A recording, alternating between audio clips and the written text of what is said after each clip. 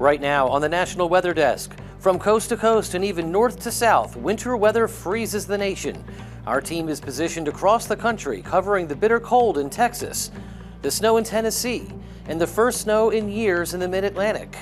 We'll also take a closer look at how climate change could be making storms more powerful. We'll look at some of the risk factors of frostbite. And do weather buzz terms like polar vortex and bomb cyclone help forecasters or just create unnecessary fear? From our nation's capital, this is the National Weather Desk. Good morning and welcome to the National Weather Desk. I'm meteorologist Matt Ritter. Millions of Americans are facing winter weather alerts this morning as the bitter cold temperatures and snow that took a toll on the nation's midsection is moving east. Across the South, people not accustomed to snow are shoveling and plowing. This is what Oxford, Mississippi looked like yesterday. Snow and ice covered many highways, leading to at least one deadly crash. In Dallas, kids were sledding yesterday, even though temperatures are expected to remain below freezing through tomorrow. Even Houston has winter weather conditions. The Texas power grid set an all-time winter peak demand on Monday, and nationwide, more than 3,700 flights were canceled yesterday, the most in one day over the past year. We have team coverage from coast to coast this morning. We start in Nashville, Tennessee, where Caitlin Miller reported 6 inches of snow made getting around very difficult. I try to call my wife and let her know. Dylan McCann has been stuck on the side of the road near Nashville International Airport since 9 a.m. So I'm basically just stuck, stranded, been out here all morning. I'm just trying to get some help. In snowy conditions, freezing temperatures, and a car that won't start. I got a blanket in there trying to keep myself warm, so. Harmon, Missouri, owner of R1 Towing, says so many people have been getting stuck in ditches or sliding off the road like McCann. Oh, they ring nonstop, but like I said, we could only get so many. There's people that are stuck in apartment complexes with big hills in them or side streets, neighborhoods that we can't get to, so we're just getting whatever we can. But Missouri explains they're having trouble getting to a lot of people because their tow trucks are getting stuck too. It is extremely cold here in Haleyville, low 20s. We have seen freezing rain, sleet, and some snow. Right now, the grass is covered in some ice. It's extremely crunchy, as you can see. Behind me, the parking lot is white with some of that ice. Some of the vehicles also covered in ice, and beyond that, we have seen some vehicles trying to move through town, but there are sand trucks that have been out. However, police say that may not be good enough to keep you safe. We are a long ways off from seeing temperatures hot enough to where your pipes are safe. Now, according to the city of Oklahoma City, they have been busy dealing with water issues. Now, the city of Oklahoma City has had water main breaks throughout the city, and that's what can happen inside your home as well. The city said yesterday morning alone, they had a dozen people need their water line shut off because of frozen or busted pipes. People have to keep up with those winter weather preps because if not, it could cause major damage for a while. Just how unusual is all this weather? Central Texas got lake effect snow. How is that possible? Meteorologist Avery Tomasco explains.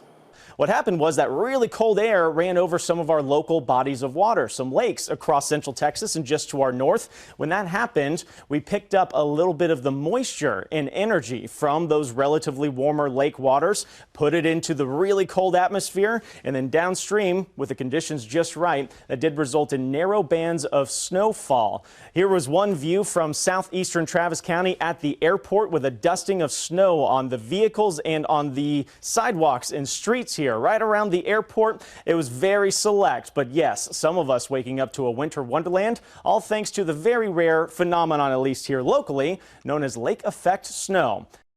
In Iowa, wind chills of 35 degrees below zero are still possible this morning. Then Iowans will get a short break. But another Arctic blast is coming Thursday night, which could send wind chill values back down to 20 to 30 below. Other than the cold, the biggest challenge is clearing all the roads. Meteorologist Rebecca Kopelman has that part of the story. When Mother Nature decided to come back, she basically came back with a vengeance. Snow, more snow, a blizzard, and sub-zero temperatures all in 1 week created difficult conditions for drivers and plow operators alike. Visibility was a big issue, but the DOT says that the other vehicles on the road were causing even bigger problems. Unfortunately, we had way too many instances of them driving too fast for the conditions, and the results were a large number of crashes. And cars weren't just crashing into each other, but at times damaging DOT equipment in the process. There were also several instances during both storms that I-80 was blocked for hours. And while the snow will stop, most of the nation isn't done with the cold. Another blast of Arctic air will descend on the plains later this week and then move east. Many places will remain below average throughout the weekend. Right now, milder weather is looking good for next week. And for the first time in nearly 2 years, it's snowing in major cities along the East Coast. New York, Philadelphia, and Washington are all getting about 2 to 4 inches of snow today. It'll also stay cold for much of the week. John Gonzalez is in Maryland, north of our nation's capital, this morning with a look at current conditions.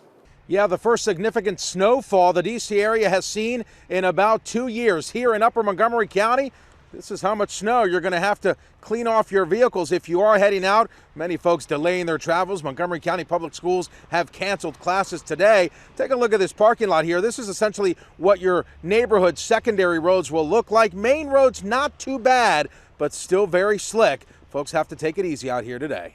Back to you inside. In Oregon, the problem isn't snow, it's ice. An ice storm warning is posted this morning because up to ½ inch of ice could form in the Portland area and beyond. Tanvi Varma has more. Freezing rain coming to western Oregon, southwest Washington, and the Portland area is nothing to take lightly. According to the National Weather Service, ice can weigh down trees, cause power outages, and make you lose control of your car. Even our drivers who are extremely experienced in some of the toughest conditions out there, their 12-yard snowplow trucks will struggle in freezing rain. All bus lines are currently operating, and shuttle buses are serving all MAX lines while trains are unable to run. They will be providing free rides to those who need to get to a warming shelter. And there is a significant avalanche danger in the Rockies. Over the weekend, a small avalanche shut down US 40 in Colorado. The snow covered the highway in both directions. Other roads, including I-70, which connects major ski resorts, were also closed. While in Utah, experts are keeping a very close eye on the mountains, fearing humans could trigger an avalanche. Christian Sita has more. Feet of snow stacking up in high winds. It's the perfect recipe for avalanches. We had a huge storm and a ton of snow that led the avalanche danger to spike up to extreme. Over the weekend, Utah saw avalanche danger hit the extreme level throughout the northern and central mountain ranges. What we're worried about now is that most accidents don't happen when it's extreme. They happen when the danger comes down. Don't let the sunshine and fresh powder fool you. Storm is over. Dangers are coming down. We're not going to be seeing all the avalanches crashing down on their own. Mark Staples with the Utah Avalanche Center warns that human-triggered avalanches will become more likely. Bottom line, whatever the danger rating is, it will remain dangerous. Perhaps even more dangerous from a human standpoint, because when the sun is out and all that snow is sparkling and the wind's not blowing, it certainly doesn't feel as dangerous. Cleanup continues all along Maine's coast after severe weather brought historic high tides over the weekend. Homes, restaurants, shops, and more all suffered damage. Some areas were covered with more than 3 feet of water at high tide. That left behind mud and debris. Crews are working to remove the eroded earth and rubble. Officials fear some homes may need to be demolished. Snow will be the issue there today, with anywhere from 4 to 9 inches expected to fall. And portions of Rhode Island saw major beach erosion after back-to-back storms slammed the coast. Homes along the coast are at risk of washing away. Balconies and staircases broke and some homes shifted off their foundation. Residents say they are concerned that coastal areas in the state are slowly becoming uninhabitable. Check out the ice balls that formed on a lake in northern Michigan. Conditions need to be just right for this to happen. The temperatures need to be just below freezing, which causes small pieces of ice to form on the lake shore. Crashing waves add more water, which quickly freezes. Then waves rock them back and forth, sculpting them into these balls. No frigid weather in Florida, but there were 2 tornadoes last night. Here you can see one of the twisters as it crossed I-95 near Port St. Lucie. There were no reports of death or injury, but damage was limited to trees and power lines. There is a slight risk of severe weather again today for the region before skies turn sunny again tomorrow. And coming up on the National Weather Desk, how you can set up an at-home snow measuring station. And we'll tell you about the risk factors that could make you more susceptible to frostbite.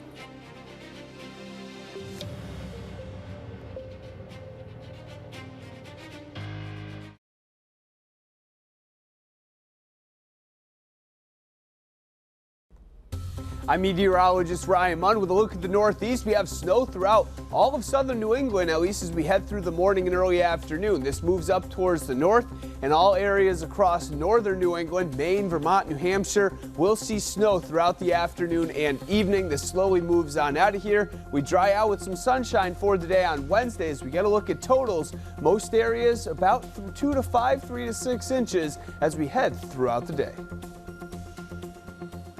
I'm meteorologist Jasmine Lomax with a look at the Mid-Atlantic region. We'll start the day with areas of snow and also the possibility of rain, snow, and a freezing rain mix. This will taper into the afternoon, pushing to the northeast and into New England. After that, we'll stay mostly dry by Tuesday afternoon, and it looks quiet and clearer on Wednesday, but it is going to be cold. This afternoon, temperatures rise to the teens, 20s, and 30s. Then overnight, numbers cool down to the single digits in the teens.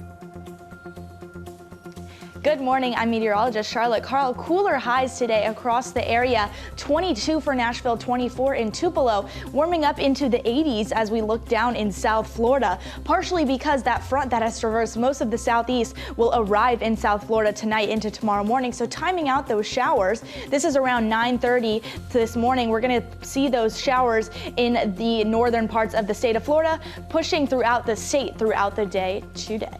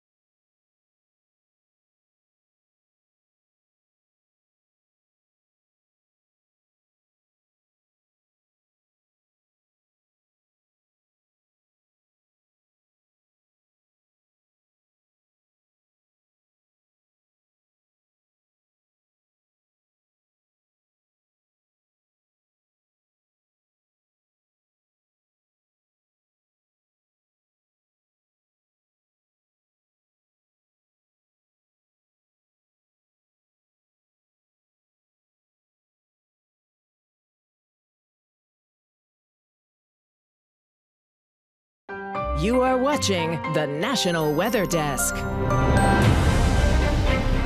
Welcome back to the National Weather Desk. I'm Dave Lucas. Coastal communities in Maine have taken the brunt of recent winter storms. Many places are still dealing with flooding, with damage among the worst in years.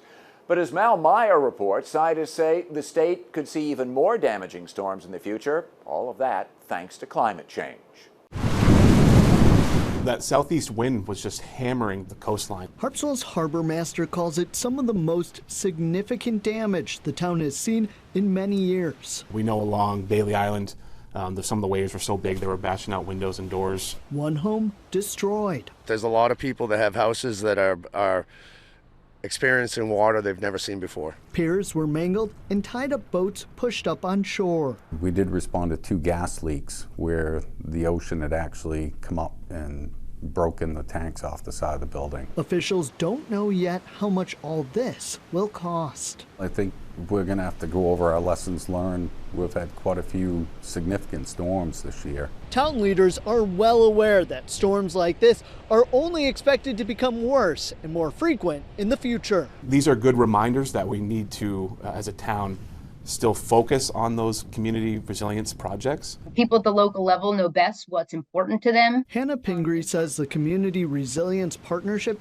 gives cities, towns, and tribal governments grants to plan or to take action. One community put in a flood monitor so that they would be alerted when floodwaters started to increase. She says the governor set a goal in 2023 to have at least 100 communities be part of the program. The good news is we have nearly 200 towns in Maine now signed up or working on local climate action plans. A sign other parts of the state are looking to prepare now. Following severe storms, shells and sea life are often found along Florida's beaches. But after storms last week, seabirds native to the Arctic and New England were also found there. Jenna Harazo spoke to wildlife experts to find out why this happened. Time is of the essence. Executive Director at Myrtle Beach Wildlife Rescue Center, Kimberly Saramelli, says she's received 8 dovekies in the last 24 hours. The black and white seabirds live in freezing temperatures. Saramelli says it's very strange for them to be in Horry County, and December's nor'easter and yesterday's powerful storm are to blame. The nor'easter from a couple weeks ago was pretty rough, and they're native to like the Arctic region and New England, so they've just been blown very far off course. Medical Director at Carolina Wildlife Rehabilitation Center, Keenan Freitas, says dovekies live in the open ocean and only come on land to mate and nest. He says once they get trapped in a storm, there's a very low chance of survival. We'll get birds that get trapped in them and they get so debilitated they just wash up on shore because they have nowhere else to, or they have no energy really to swim back out to sea. He says storms are becoming more frequent because of climate change, adding that the chances of more dovekies becoming stuck in the Grand Strand will increase. But if you do find one, it's very important to handle them correctly. Definitely try to put on gloves or pick them up with a towel, just because the oils on our hands break down their waterproofing on their feathers. So this is essential. Put them in a box in a warm place and call a rehab facility immediately. You may count on your local meteorologist to tell you how much snow falls during a storm, but setting up your own snow measuring station turns out to be pretty easy. Meteorologist Will Haney shows you how to do it. Most important thing is you need to find yourself a snowboard. We're not talking about a snowboard that you ride on. We're talking literally about a 2x2 or so piece of plywood. I want it painted white. The reason why you paint it white is just so it doesn't absorb a lot of sunlight, because if it were a darker shade, for example, that might trap some heat and therefore melt some of the snow, which is going to fall right on top of this bad boy. The next thing you're going to need is a very high-tech snow stake, or really any sort of stake that you can mark your snowboard with. So the next thing you're going to want to do is find a nice open area in your yard away from trees and your home. Snowfall is going to fall right on top of that board, and it's going to give you a nice precise measurement on an even surface versus measuring on the grass. The beauty of a snowboard, of course, the accuracy, but also the ability to clear it off, so that way you can get additional accumulation really for any given point of time. Most of the bitter cold temperatures have moved on, but when they come back, so will the risk of frostbite. Theron Zahn looks at risk factors that could make you more susceptible to frostbite. Here are 3 risk factors for frostbite you may not have heard of before.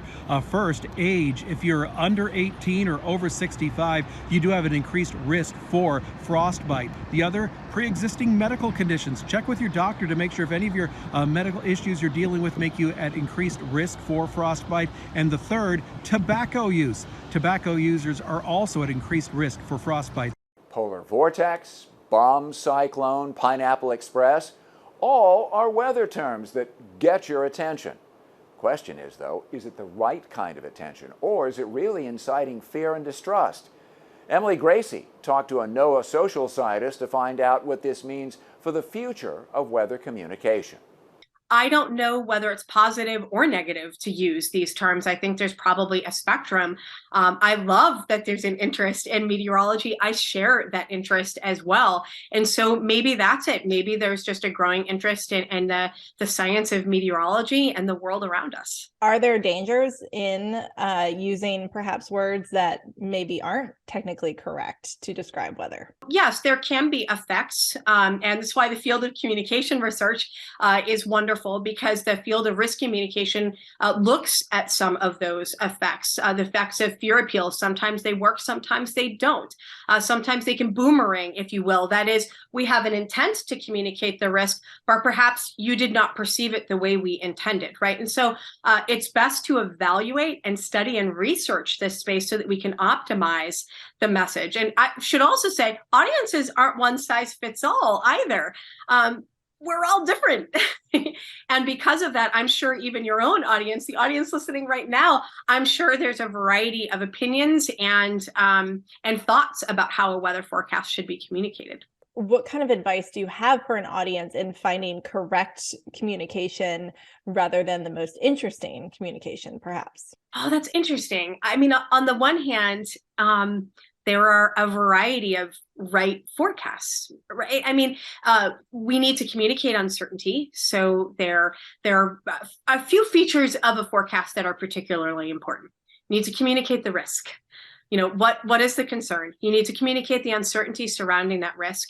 You need to give the characteristics of it, the intensity, what will happen, the impact. And really importantly, we also need to empower our audiences for what to do. If I'm going to be exposed to that risk, how do I alleviate that risk at the same time? And there are a variety of right ways to do that, right? And so I think that once again, it's not one size fits all for the forecast. It's also not one size fits all for our audiences either. And you can hear more of Emily's conversation on our podcast, Off the Radar. Dr. Esco talks about her research into the subject. In fact, she's asking for your feedback. You can find Off the Radar everywhere you get your podcasts. And as we head off to break, let's take a flight over the Hawaiian Islands.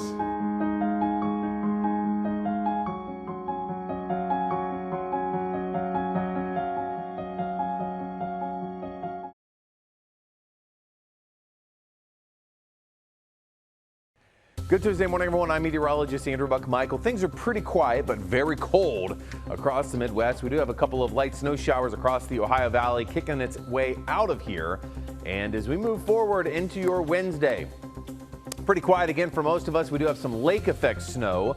And then by the time that we get to Thursday, our next weather maker rolls in. We're looking at some accumulating snow across the plains that will eventually head out towards the Ohio Valley as well for Thursday into your Friday.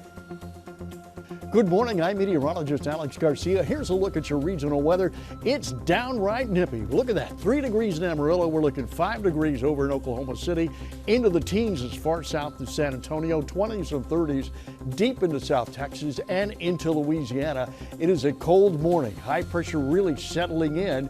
That means some sunshine, but the cold temperatures, they're going to remain for the most part. So look for another cold day coming out across the region. I'm meteorologist Alex Garcia. That's a look at your regional weather. Good morning, I'm meteorologist Rebecca Stevenson. Here's what's happening across the West. A very slow moderation moving into the Pacific Northwest. We're warmer for California, but gradually on the west side of the Cascades, we have a new storm coming in. It's definitely going to be warming us up.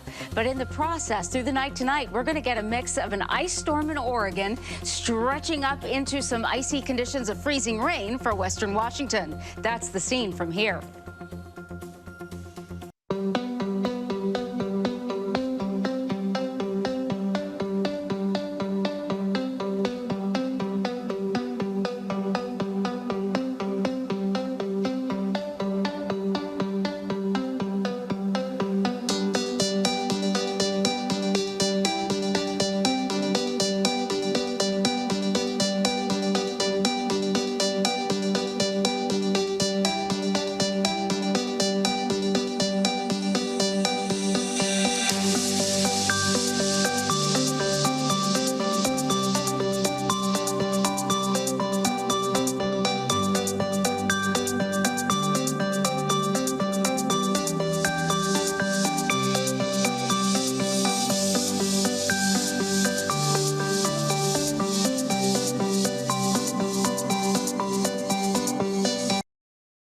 You are watching the National Weather Desk. Snow squalls were seen in different parts of the country last week. Meteorologist Emily Santom has more on snow squalls and how to stay safe if you encounter one. Snow squalls are periods of moderate to heavy snow that involve gusty winds and are found along stronger cold fronts. They can begin very quickly, almost like an outburst, producing very intense snowfall and wind. These conditions typically lead to immediate whiteout conditions, which can negatively impact road conditions. However, these types of situations are short-lived, lasting between 30 to 60 minutes. When driving, it is easy to accidentally enter a snow squall, and it's even easier for accidents to occur. If you are traveling on the road during a squall situation and cannot take an immediate exit, try and slow down and don't slam on your brakes. It's a good idea to turn those hazard lights on too. When identifying snow squalls on satellite and radar, sometimes they can look like snow showers, especially when they are minor and on the weaker side. Comparing them to snow showers, they tend to look more intense and heavier, appearing as long lines and with darker blues. And to see more great weather content, be sure to check us out on social media. You can find us on all your favorite social media platforms. Just search the National Weather Desk, and we'll be right back.